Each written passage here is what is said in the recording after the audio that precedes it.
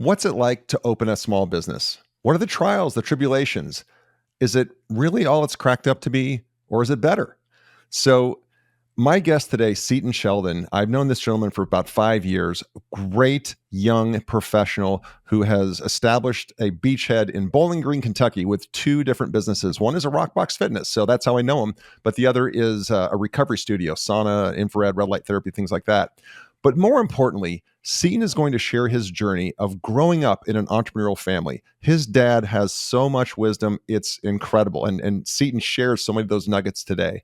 But he also talks about his need to go out and find his own identity. When you grow up in a successful family, you need to find your own identity. And Seaton's going to just tell his story and share with you how he did that and then why he knew it was time to kind of return home, if you will.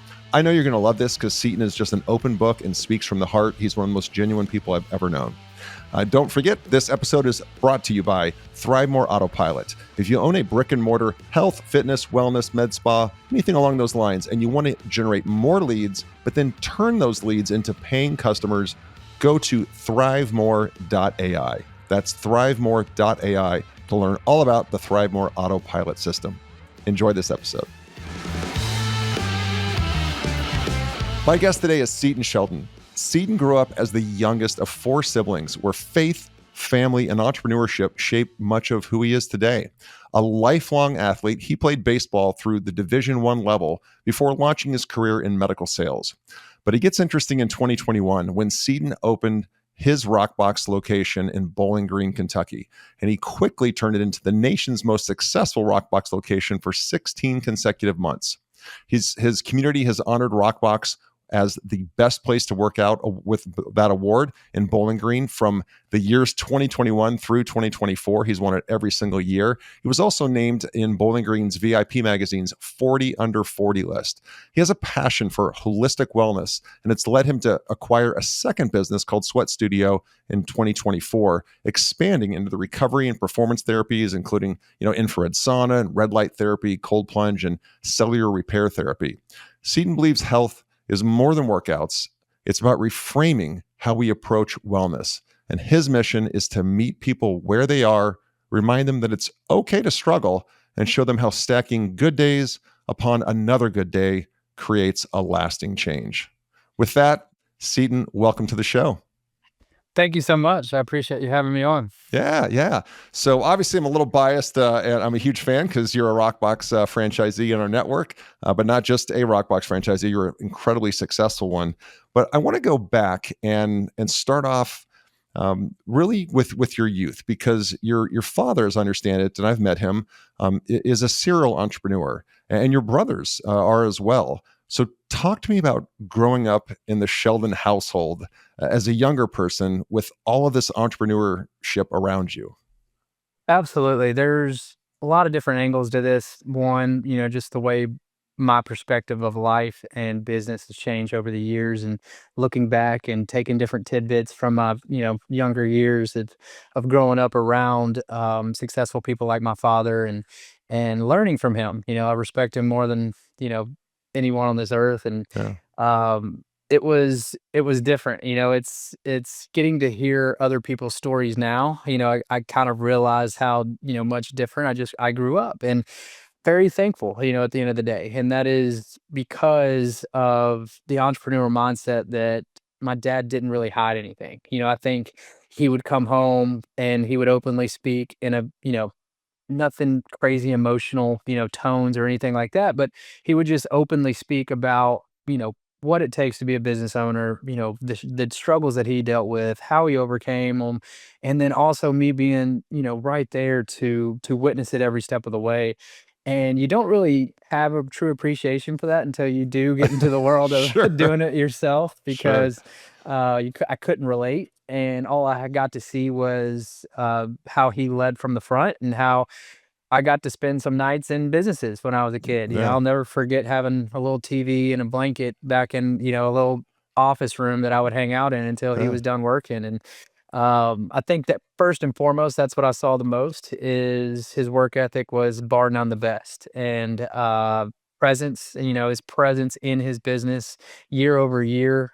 has been truly admirable, and it goes a long way in every aspect of his business. And so he always gives me that tidbit today of, when am I going to open up a second location or a third location, fourth location? And he was like, Seaton, I worked in my business for 25 years before I, tried to Yeah. double down or do something different. And I'm like, I need to work faster. And he's like, Yeah. no, you're right where you need to be. And so, yeah, I think a lot of those conversations were never, if it wasn't sports, it was business. It was Yeah. never, either or. Like, it was never anything else. It was Yeah. always, and to this day, it's not really, "Hey, Seaton, how you doing?" It's always, "Hey, Seaton, how's Rockbox doing?" Yeah. And which is fine. It's our love Yeah. language. It's Yeah. how we communicate, and I wouldn't, why not, right? It's some of the best thing that's ever happened to me to push me and motivate me. But work ethic, firsthand, just to go into a bullet point format would be, work ethic, the time he spent day in, day out. Business is done through relationships. The amount of people that still know my father in this town today is truly admirable, even though, he stepped out of the business a little bit as he's getting older. But it's incredible to see the relationships, him leading from the front. When you say He all you've said that twice, I just want to ask you to go deeper on that. When you say lead from the front, give us an example of what you witnessed as his son growing up, of him leading from the front. right. I think there's a lot of different types of leaders, right? And I think a very powerful leader is one that does in by actions, right? And you get to witness and see. So I got to see it as a son, but his employees, which I think is amazing that he has employees of 35 plus years. And Yeah. if I have an employee for a year, I'm like, heck yeah, and I'm Sure. going 35 years is so it just talks about who he is, and he's big on action. He's big on go and do it immediately. Yeah. The cliche run to conflict, that we all talk about to this day, Yeah. it's all he's ever done. It's always better when you're there. And he's told me that forever. It's like no matter what problem, big, small, if you're there and you're communicating and we're all human beings at the end of the day. If we can work through something and find some common ground, whether it's a struggle or whether it's, something positive, it's always going to be better. And so I got to witness that firsthand, and it was amazing. And so yes, he leads by his actions. The long days. He wouldn't expect to ask somebody to work overtime if he wasn't already working overtime. He wouldn't have the expectations on his staff that he wouldn't have on himself. And that was big for me. It was something that I have taken into my journey today. Is presence does cure a lot. It's when you're absent, when you disappear, and you're not putting yourself on the forefront of every little detail about your business. It's just not going to be as good. It just Yep. isn't. Nobody cares as much as you. And he taught me that at an early age. Did you think when you were, because you were growing up, because I'm going to touch on baseball here in just a second. There's so many analogies between sports and business. Um, did you did you always feel like I'm going to be in business for myself as you were growing up? Was that just a feeling you had, or was that something, an epiphany you had later? It was definitely a later down the road. I think I was so invested in baseball that it was to the moon. It was, I'm going pro.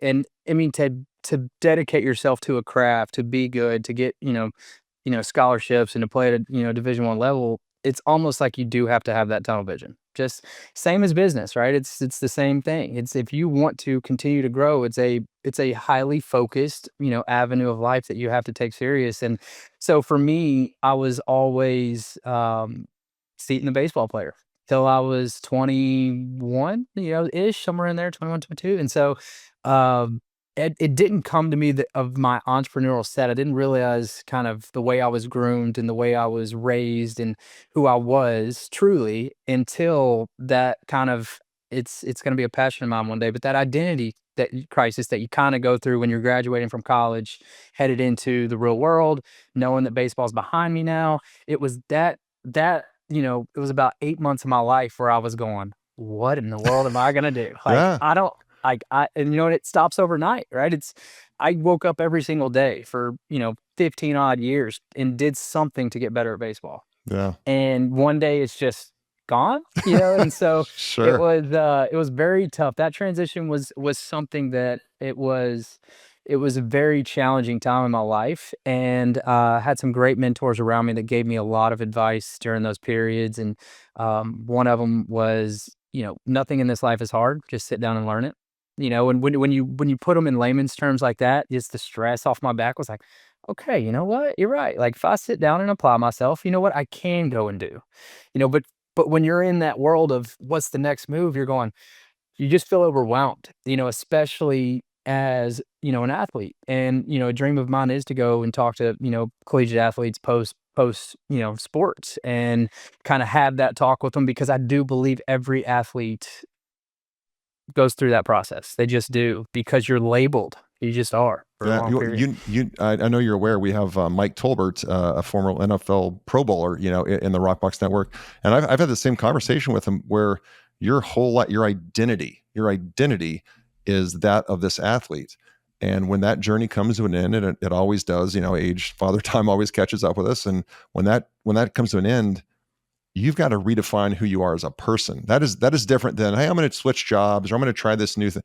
No, this was who I was as a human being, and now I have to go find a different, reason, a different reason, if you will. You doubt yourself a lot in those moments because you don't know what skill sets you have. You haven't tapped into a world of your true potential because my potential was baseball, and that's what it was. So it was fun, but I wouldn't trade it for the world. That was it was a tough process, but a very good growing season of my life. That's for sure. Yeah, and this I just recently found out about you, and when we decided to do this interview, I was really impressed that after college, and as you were searching through this, you decided to move away from a city where everybody knows your last name, everybody knows who you are, and that's your entire social network, your entire just network for business opportunities, anything, and you moved to Nantucket to go to work for a medical sales company. That was really interesting to me because not a lot of people would do that, but you had a very specific reason for doing that. Can you share that with the listeners? For sure, it's a perfect pivot when it comes to identity because, I was Seaton the baseball player for so long, but I wasn't just that. I was always Steve's son, or I was Yeah. always Seth's little brother, or Spence's little brother, or like there's 5 of us, and Yeah. they all went before me. And it's not a very, especially, 10 years ago was our time. This town was not very big. We Yeah. doubled in population. Like everybody knew each other. I mean, to this day in this town, I still get called my brother's name probably once a day. Like Sure. it's to that point. And so I had to go find Seaton. Like that was my goal for myself. I grew up in a very humbled household as far as, staying regressed. We're not, material things are nothing to us, right? Yeah. Prioritize friendship, love, faith, family. And, you know, being regressed like that can kind of hurt. It kind of hurt who I was as a person. I was nervous about what I could and couldn't say, or where was I in public. That's, Yeah. Joe from, somewhere might know me. And I was always just on eggshells, I felt like, and I couldn't come into myself, especially after dropping baseball. I think Yeah. I had to learn who I was. And I didn't want to be in somebody else's shadow for an example. And yeah, my last final in college was on a Wednesday. I had moved to Nantucket, Massachusetts on that Friday. I was gone. I was it was I didn't want to be in this town. I just very young minded way to think was it was It also I've took got to go. courage. That also took courage, you Knew know? nobody there. I knew Yeah. 0 people going there, and my 2.5 years there, by the time, I left, everybody knew me by first name. I had done really well for myself, so well that I was able to, purchase the franchise of Box, and that was all, a lot of that was me, and Yeah. I had to prove to myself that I could do it. It was Yeah. it was Seaton that could go, work his tail off, do something well, take, not disregarding the way I was raised or my beliefs or my character of my raising, but also know that I could be fully independent, fully working towards a goal for myself and go complete such goal. That's what I needed to prove to myself after baseball because that's always I was, as athletes, you always are chasing something, right? You're chasing that next, how can I increase my batting average, on base percentage, all this stuff, right? You're always trying to move the needle. And I felt like at that moment of my life, I didn't know how to move that needle. I didn't know how to develop and grow.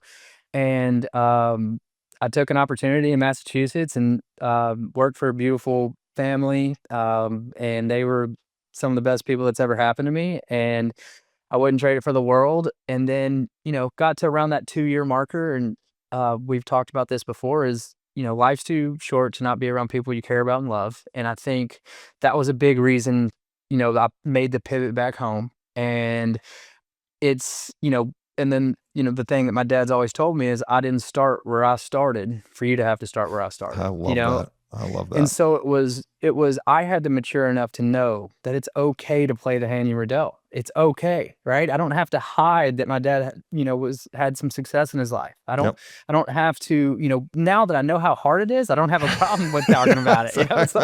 It's like when I know how hard small Bought and business paid is, for. Yeah. and being in the trenches, and knowing my dad's story of being, completely homeless, and dad dying at, when he was 17 years old, and watching him, develop into who he is. And now it's my job to continue, you know, not just really a legacy, but more of who our family is as a whole, and be able to pass it down to my kids one day. It is a responsibility that I'm not going to go run and just abuse and take advantage. It's like, no, I've got to sit back and I've got to understand, what do I want for my next chapter, and what's the best way to get there and take advantage of certain opportunities. And that was eye-opening for me too, and it takes a lot of, a lot of my pride that I had when I came out of college, of going, "Oh, I can go do it," and still run into those issues with the business. It's like, "I can do that," and like, "No, it takes a village, you need a Yeah. good team around you." And so, yeah, just humble myself, wanna be around my parents, their latter years, and my grandparents, and, it's, to change it for a scenery was not, I know a lot of people do, "I wanna go live here." I prioritize family, man, and Yeah. no scenic beach or, island was ever gonna do that for me. I wanted to be back home. This segment is sponsored by Rockbox Fitness Franchising. Take control of your destiny and join the boutique fitness revolution with Rockbox Fitness. If you're ready to make a real impact in your community and own your own business that empowers people to achieve their best life, then Rockbox is the opportunity you've been looking for. They provide comprehensive support from site selection, upfit, training, and turnkey marketing, so you can open your studio with confidence and a strong recurring revenue member base. Visit rockboxfitness.com and click on franchise opportunities to learn more about this exciting venture in the fast-growing boutique fitness industry. It's time to turn your passion for fitness and for business into a thriving venture.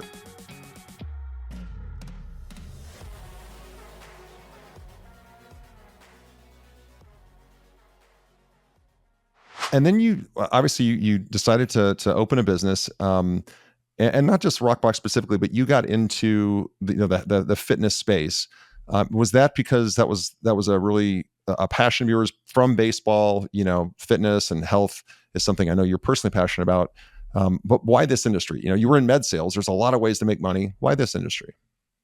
This industry has I truly believe it's my genuine purpose, and I know that because, one, I knew I wanted team, I wanted team, and I didn't want large team, right? I didn't want to, my brother owns a restaurant with over, 100 and some employees, and, like, I didn't want that. I wanted intimacy in the space of true change and purpose.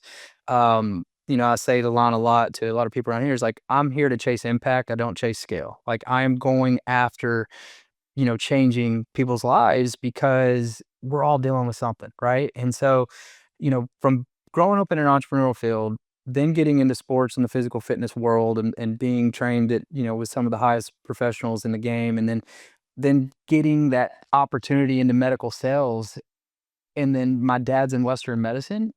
And so it was like, things just started to be really parallel in my life of, okay, these are the doors that are being opened.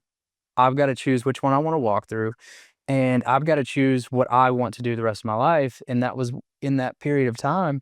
And right in that period, so you've checked all those boxes. Right in that period, my brother goes undiagnosed for 18 months and is bedridden and pretty much can't do anything with his life. He went Mm, undiagnosed. He finally got diagnosed with Lyme disease, and it pretty much took him out. yeah. It was a brutal thing to watch. And so at that moment, looking at a loved one that was struggling day in and day out to even, stumble into work, that he's begging to go to work, Yeah. right? For all the things that we complain about, Sure. he's begging to go have, because His quality of life was, literally nothing. So you have all of these things that happened to me in that 2 years I was in Nantucket, and loving every second of it. Then I go into the relationship with the client piece that I had in the medical sales world that I just absolutely adored. It is one of the things that I loved watching people get better. Like I'll never forget when I had my first testimony.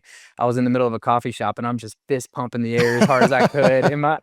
And I was on the phone, and somebody looked at me and was like, "What are you doing?" I was like, "You I can't, I don't know, but Yeah. I promise you, if you were listening to what I'm listening to." Yeah. And I knew at that moment the joy I felt in my heart after that first testimony. I was like, "I'm on to something. Here Yeah. we go." And Yeah. then the pivot from the medical sales into the rock box world was, um, I wanted to go that route. I loved what I was doing. I had, many clients, and I took the pivot from, the medical sales, the one-on-one attention to, into the group fitness. How can I, get a little more volume, but also dive into people's lives at the same time?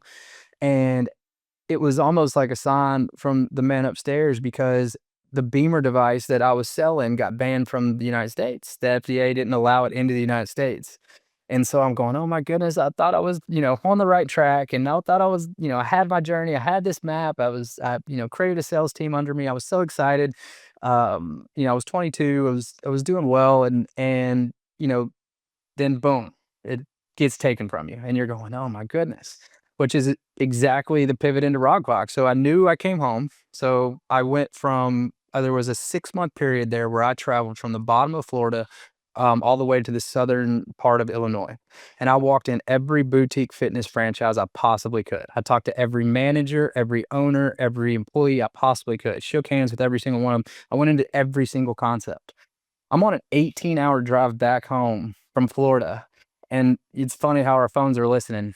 I stopped, in Nashville, and I was just looking at my phone while I was eating lunch. Next thing you know, Rockbox Fitness ad pops up, and I was like, "I am exhausted." I was like, "I just don't know if I can go in another studio." And, next thing you know, I was like, "I've done it, why not, right? Why not one more? Why not one more?" And that's when I walked in Rockbox Murfreesboro for the first time, and Craig Caperso was there to greet me. And, I did not from know that story. mm, That's outstanding. Oh my oh, gosh. it gets even crazier. It Yeah. goes from that to, as soon as I signed the dotted line, I went on the hunt for staff. When I had hired my initial head trainer, he went to high school with me, a good friend of mine. And after high school, he moved to Texas for 2 years, and then he comes back and he's, double his size, 6% body fat. I'm like, "Man, what got you into fitness?" And he said, "You won't believe it. I found the Caperso workouts. These are what I've been doing." And I'm going, "This did not just happen to me." So so the fact that I just signed on, the first person I met in the network was Craig. Then I come back, and the first hire I make, the reason he's in fitness is from the guy I just talked to. And I'm Yeah, going, that's you can't make that up. "I can't make it up." Yeah. And it Yeah. was, and it got even crazier, to so much that the audience might not even believe me, but we were moving out of my childhood home. I was in transition of finding a spot in town when I moved back. And my mom has like this cabinet of stuff that we've had over the years. And she was like, "Oh, we got to meet together and, clean these out." And I'm like, I can't do the crying. I don't want to do it. I'm gonna go do mine. I'm gonna go do mine myself." So after my initial interview with that trainer, I open that cabinet up, picture falls out. It's the back of it's when I was 4 years old, I played on the same T-ball team, and it said both of our last names on the back while we were sitting on a bench together at 3.5 years old. All within a 72-hour span, this all Yeah. happened to me, and I went, "This is it. This Meant is to it." be. Yeah. This is Yeah. it. It was just, yeah, the good Lord was showing me a lot of signs. So let's jump into this, because this I think is where the listeners will, if they own a business, they get it. If they're thinking about owning a business, it's important they hear about this. So what, as you go through the build out and you're building your location, you're hiring your staff, and then you open your doors and you open very successfully. But I've always found that, that's kind of when reality smacks you in the face, is like, wow, this thing is a living, breathing organism, like almost like a child. And I can't just leave it be like this. I have to be on this business all the time. And I'm just kind of curious what your experience was once you opened and you had the weight of all those members and paying members and the staff and all that. Like, when did that hit you Okay, this is real and this ain't easy. It was I still pinch myself sometimes. It's very hard to, I think if you're in it for the right reasons and you're doing it the right way, Yeah. it it never feels fully real. You're always feeling like, man, I got to help that person today and I got to, really invest. It never really is like, oh my goodness, I'm a business owner and these are the numbers and all this stuff. Yeah. Like my, just having a good mentor as a father, I never looked at numbers. I never looked at my books. He said, hey, go show up, go work hard, go do what you know how to do, and everything else will take care of itself. And so that initial was it was different for me than Okay. obviously nowadays, just because I signed on March of 2020, so COVID had hit us, smack in the face around that time. So I had that great launch, initial opening. We opened at 10% capacity, and I've got 25 people on a waiting list. And I'm going, oh no, like I don't know what to do. And so, putting as many classes on the schedule as possible. We're doing the thermometer checks and all that stuff, and was happy to grow out of that season of life. And but those initial struggles were real, and it wasn't more of the labor itself. I love Dave Ramsey said, if every small business owner was paid how much they work, they'd all be millionaires, right? Yeah. And Sure. so it was that all in, right? Yeah. It was this business was gonna fail or succeed on my back. It was if it goes bankrupt tomorrow, I don't want them pointing at my staff. I don't want them pointing at the members. I don't want them pointing at the product. I want them pointing at me. It was my responsibility to come in here and do what needed to be done to help and impact other people's lives. And so that was the hardest part for me because I wanted to be Superman. I lived in it. 4:30 AM to 9 PM at night, and I faithfully did it for s probably 6 months straight, and then you have to pay yourself nothing, it's like and so then so you're going, you catch yourself at home at night, you're going, "Man, I'm grinding," you got, what's the American dream around here? Own your own business, Yeah. financial freedom, all this, create your own schedule. It's not that. Yeah. It's Yep. not that, Yep. and so I caught myself just really diving all in, wearing every single person's, emotions and feelings and struggles and, wanting that true change on my sleeve. I wore it and I felt the responsibility that I needed to be there for them, not because I'm better. It was because no, people need people. People need to do life with people. And I just wanted to be that person. I wanted to meet them where they were. Right. And so that was a tough, tough season of life for me. I'm not going to lie because, you know, as I was raised, I was taught to always do business through relationships. My dad always told me if I don't know their uncle's dog's name, I'm behind. Find a way, right? And so I'm going in. I want to get to know everybody, a lot of new faces I've never met before, relationships, friendships. That initial pre-sales was we laughed, we cried, we jumped, we danced. We had so much fun of those in those initial consults.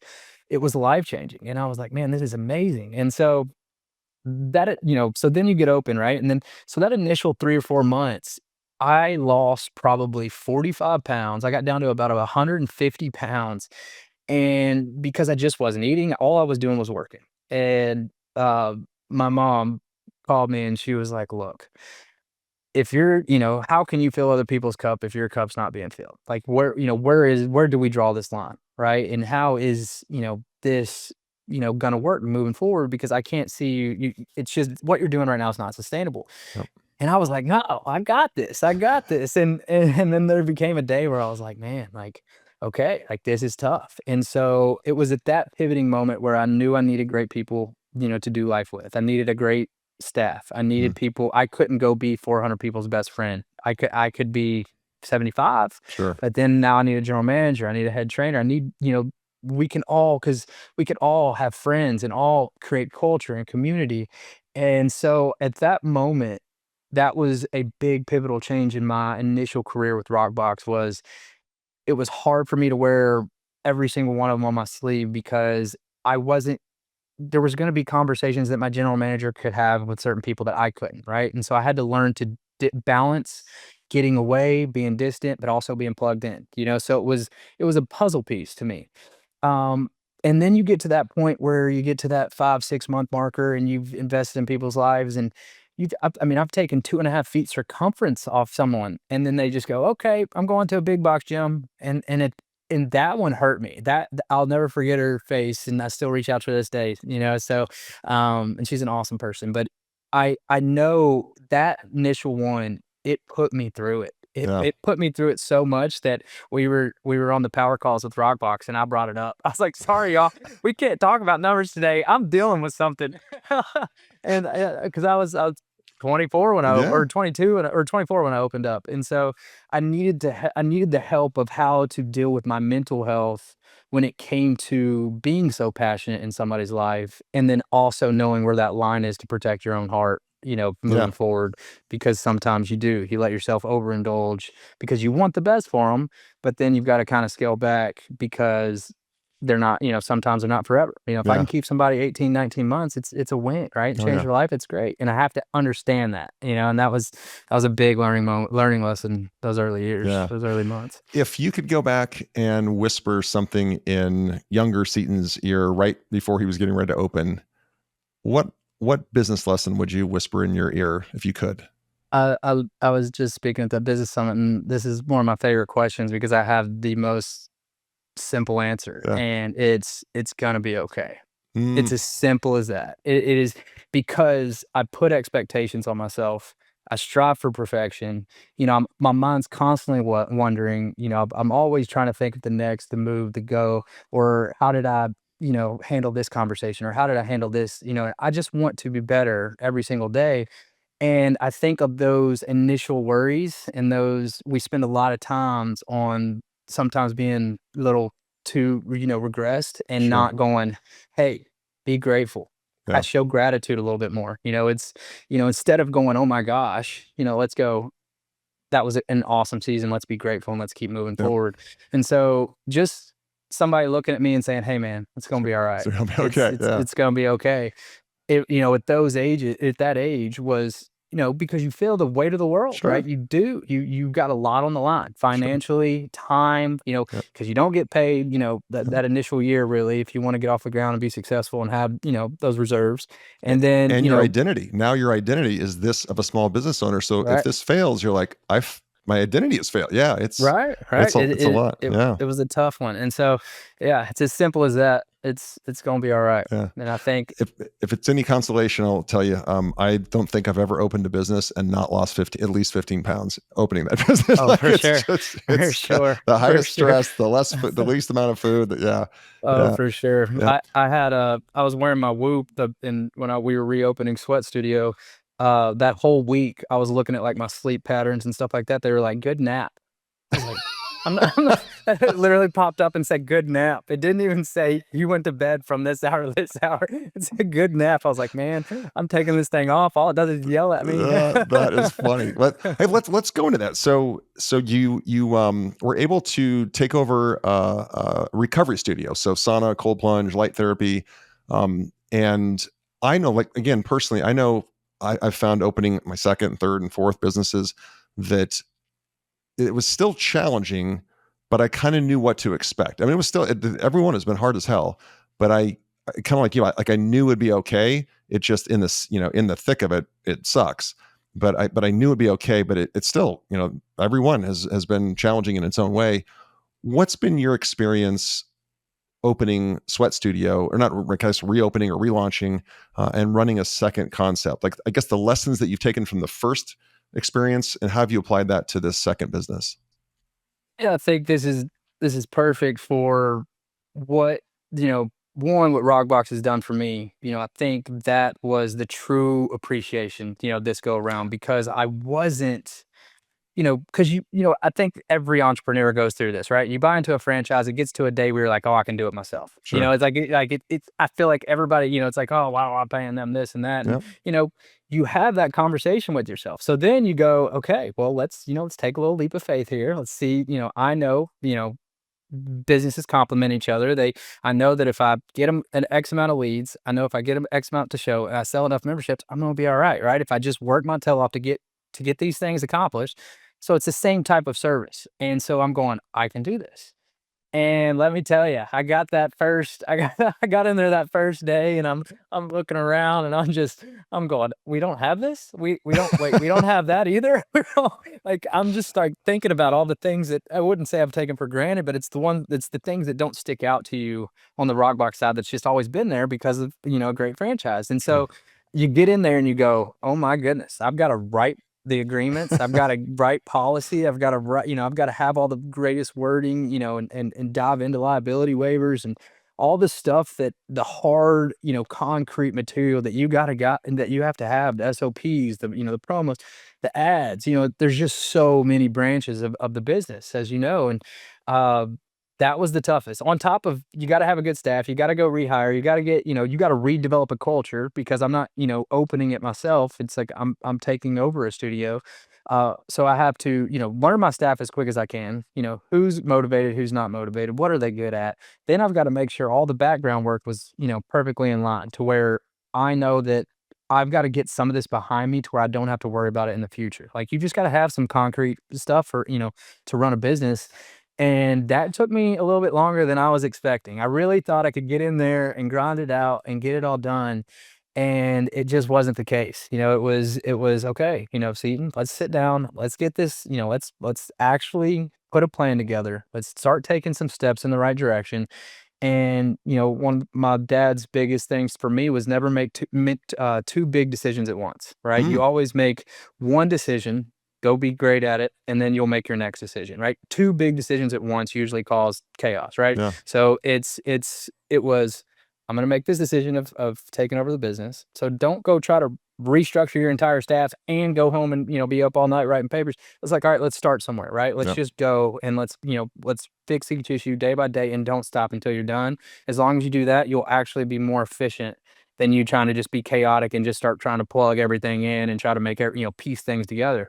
And so that was 100% the hardest part for me was, now I've got to do, my own, systems and leads. And now I've got to find the right POS system. Now I've got to find the right booking services. Now I've got to find the right marketing, the ads, the promos, it was a big puzzle piece, that I just don't have a ton of the data on. I have Yeah. data that I have over the last 6 years of Rockbox, but you know, in the recovery space, it's a different clientele, Sure. really. It really is. It's more pain, pain recovery. It's older. It's people that aren't always into high intensity. It's, there's a different mix of clientele, and that's been the fun part for me too. Is learning that different type of clientele, learning that there's, more segments of the fitness and health industry that have really helped, build Sweat Studio now to what it is. And Yeah. the new relationships, the fresh faces, the energy, and being able to compliment each other. It's like, hey, you been to a workout yet? And Yeah. it's being able to hit those subtle plugs, because it's people in Bowling Green, Kentucky do listen, and that's why my second location wasn't going to be in Owensboro or Evansville or surrounding cities. It was, I know through my experience that these people across the table from me are willing to listen. They really do want to change their life. It's like, so if I can continue to have the impact I have right here in this city and continue to move the needle when I already spend, 40, 50 hours a week here, it made a lot of sense for me. Around December, it was a big pivotal moment, and hopefully change the whole trajectory of everything that we're moving, going forward. So I'm excited. This episode of the podcast is brought to you by ThriveMore Autopilot. The latest data shows a large amount of small to mid-sized business owners are living paycheck to paycheck, and that is not why you started a business in the first place. We all start businesses to create the freedom in our lives that we want and to give us options. But to do that, you need more leads, and you need to turn those prospects into long-term paying customers. Well, the solution is ThriveMore Autopilot. ThriveMore Autopilot is the turnkey solution to take the stress and the hard work out of new customer acquisition, which is the lifeblood of any small business. ThriveMore Autopilot works on your behalf to generate a waterfall of new leads through various channels, to nurture those leads with proprietary AI solutions that mimic human interaction, to sell memberships and help you increase your monthly recurring revenue. And they even provide you coaching and your team coaching on the most effective sales techniques and give you a community of other like-minded business owners. ThriveMore Autopilot is how you scale your business without stress and the relentless phone calls and texts and reach outs to the prospects to get them to show up for that first appointment or to show up to that call. So learn how ThriveMore Autopilot can help you win big by going to thrivemore.ai. That's thrivemore.ai. ThriveMore Autopilot, the strategic partner for small to mid-sized business owners to help you scale and live the life of your dreams. So now that you've opened, or you've taken over and really relaunched this second business, now you've got two under your belt, which is a PhD in business now. That's beyond an MBA when you're doing it. What advice would you offer to the listeners who maybe are in a corporate role, working in a job, and they want to own their own business? They want to follow that American dream, as you said. But I loved how open you were about what's involved in that first 6 to 12 months. What advice would you give someone that is kind of on the fence of, do I stay in this role? I make a good living versus, all right, I want to go for it. I think one, there's tons of variables of that, obviously, but if you just look at it as you're choosing something, I think that's the whole goal, right? I think when you see somebody in the whole corporate America world, I'm sure they're probably making good money. They probably have good benefits. They're probably, a very structured schedule, 9 to 5, 8, whatever it is. And that's just not that's not what entrepreneurship is. It's the exact opposite.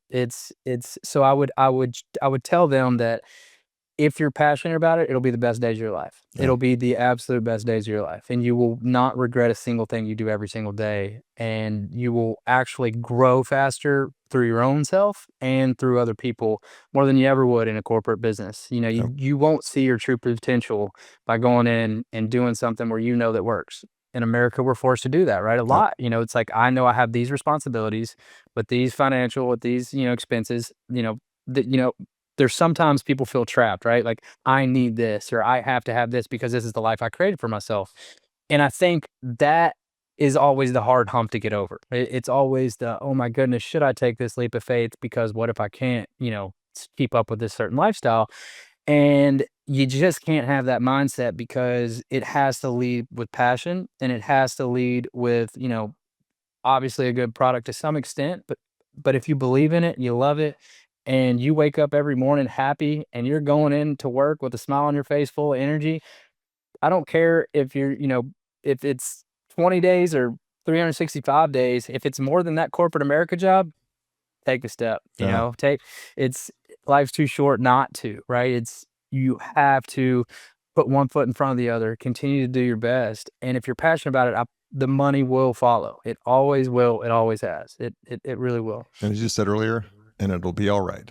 And it'll be all right. It'll be okay. Yeah. You're going to take a sacrifice for about 6 months, but Yep. it's back to Dave Ramsey. It's at some point you are going to sacrifice in your life. You're either going to sacrifice now or you're going to sacrifice later. So Yep. you're either going to right now put your head down and go to work and save and do everything you can to invest in your future self. Or guess what? You're going to catch yourself when you're older, sacrificing then to Yep. to continue to make ends meet. So at some point in your life, you are going to have to sacrifice something, and Amen. so that's anybody looking to take that entrepreneurial step. I promise you it's worth it, because no day's ever the same. That's my favorite part. It's always a puzzle, right? It's Yeah. always, oh, how can I do this? Okay, well, here's top priority today. Here's this.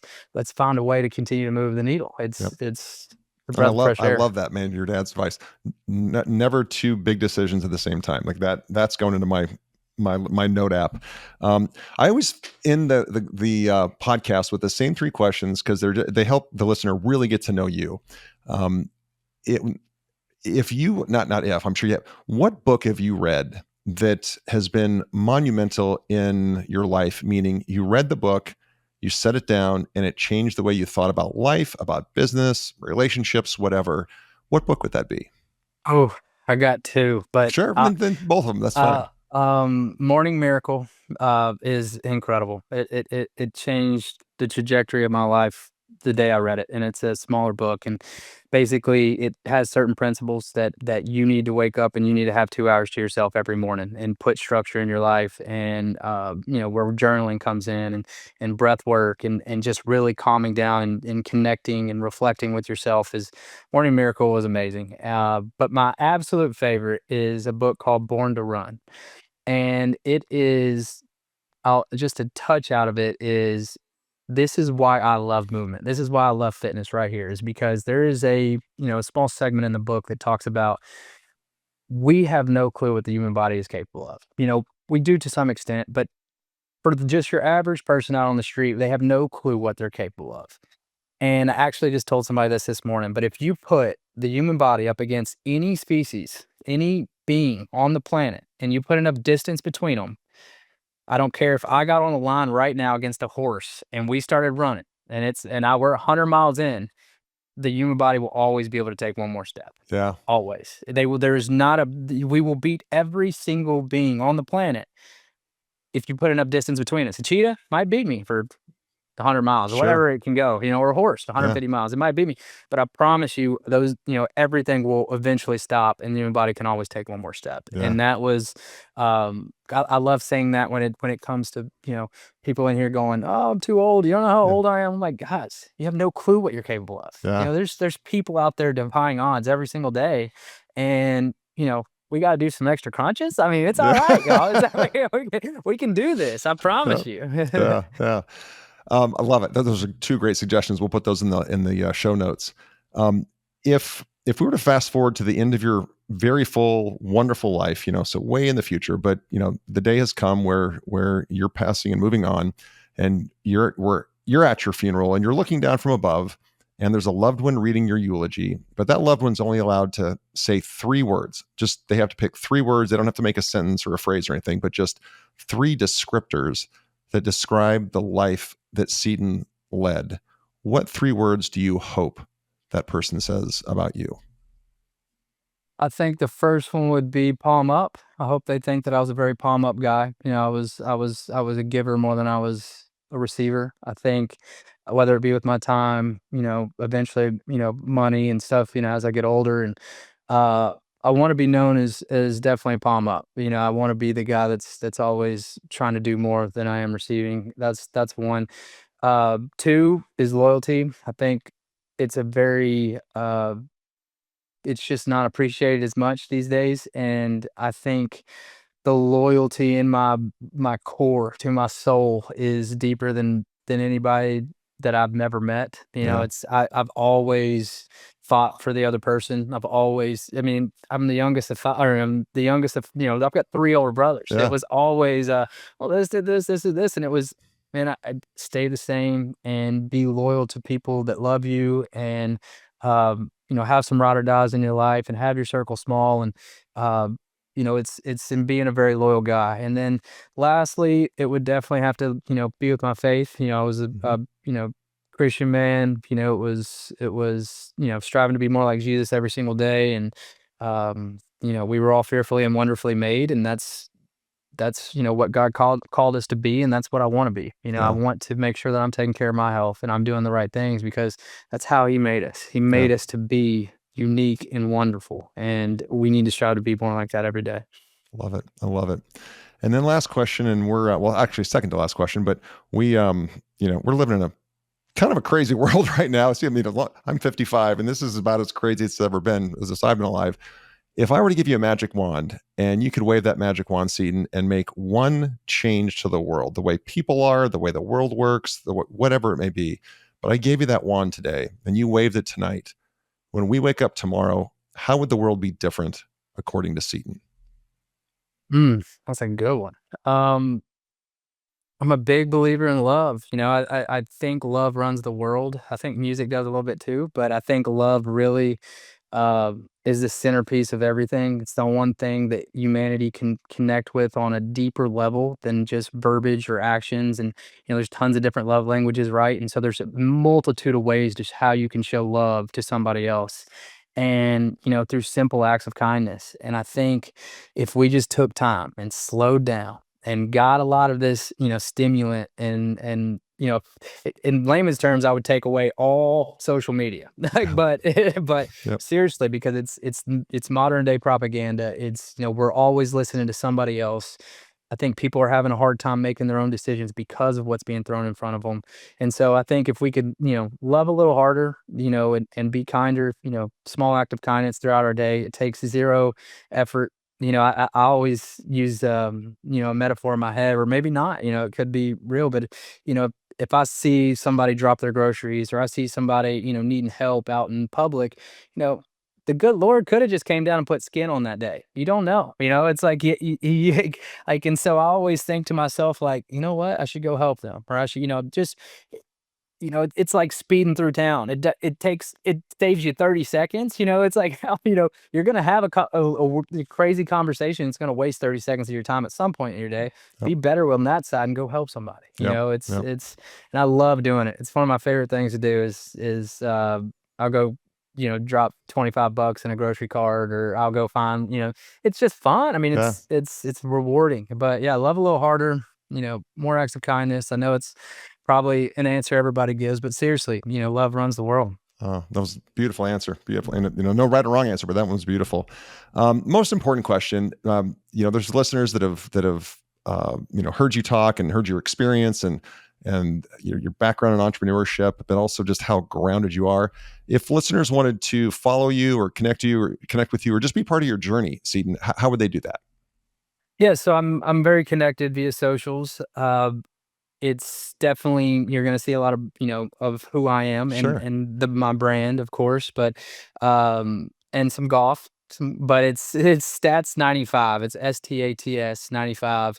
That is all my handles on every platform. So Okay. it runs across the board. Fantastic. Fantastic. Well, sir, I'm a huge fan, and I have thoroughly enjoyed this. I've gotten to, I've known you for 5 years, but even through this conversation, gotten to know you even better. So really, really enjoyed it. Thank you.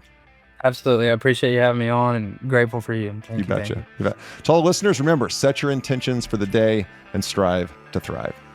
Thank you for tuning in to the ThriveMore podcast.